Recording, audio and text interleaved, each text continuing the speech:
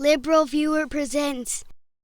So even after all these years, I still love The Simpsons, mainly because of their great writers who still write great satire, still relevant after all these years, which was definitely the case this week when the Animation on Fox channel on YouTube uploaded a purported endorsement of Mitt Romney from Homer Simpson's billionaire industrialist boss Mr. Burns that actually began with the amusing list of Mitt Romney's political problems you can see in this clip. There's only one thing that might deny us the presidency that is the God-given property of the Republican Party. The 47% tape? Nope. The empty chair? Nope. Cayman Islands? Not a problem. Swiss bank accounts? Phew. $10,000 bet? I like to fire people? Forcible haircut? The tax returns that Wesley Snipes would call suspicious? No, and no. It's a shaggy dog story about an actual shaggy dog.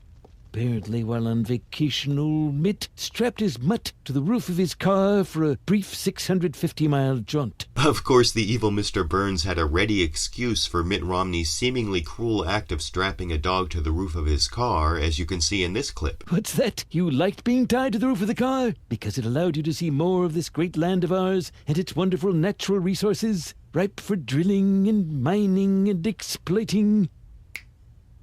Anyway, to put this issue to rest, let's see whose company this noble beast prefers. On one side, we have Mitt Romney offering up an all-American treat. But to even odds, President Obama will tempt you with one of his wife's delicious, healthy snacks. Ha! I think that's kind of how they take those Fox News polls, but seriously, despite the seeming endorsement of Mitt Romney from satirical conservative industrialist Mr. Burns, an analysis of the two main choices in the U.S. presidential election from a fiscally conservative, strictly pro-business perspective should end up in an endorsement of President Barack Obama, as articulated by the fiscally conservative, pro-business British magazine The Economist, endorsing President Obama because, quote, America was in a downward economic spiral when he took over, with its banks and car makers in deep trouble and unemployment rising at the rate of 800,000 a month.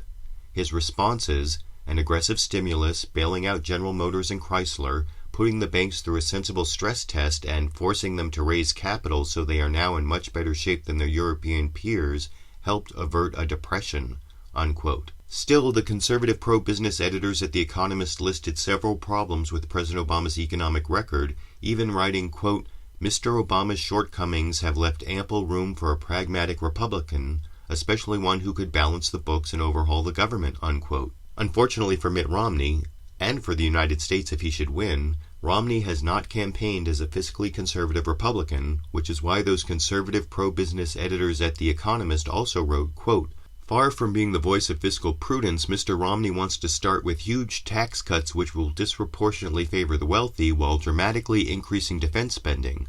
Together, those measures would add $7 trillion to the 10-year deficit.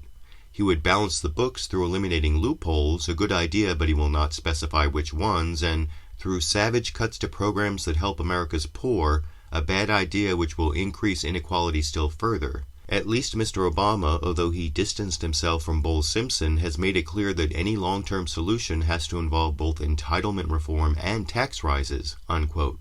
So the fiscally conservative editors at The Economist recognize that America's long-term debt problems can't be solved just by tax cuts that favor the rich and increasing defense spending, and Homer Simpson's boss, Mr. Burns, if he were a true fiscal conservative, should therefore also end up endorsing President Obama, just like any of my American viewers who want to support the more reasonable, fact-based approach to America's problems should also vote to re-elect President Obama, because a pragmatic centrist like Obama will be better for the economy than the failed right-wing ideology Mitt Romney's been advocating, I think, but I want to know what you think. Shouldn't fiscally conservative pro-business voters support President Obama's balanced economic approach over the failed right-wing ideology of Mitt Romney?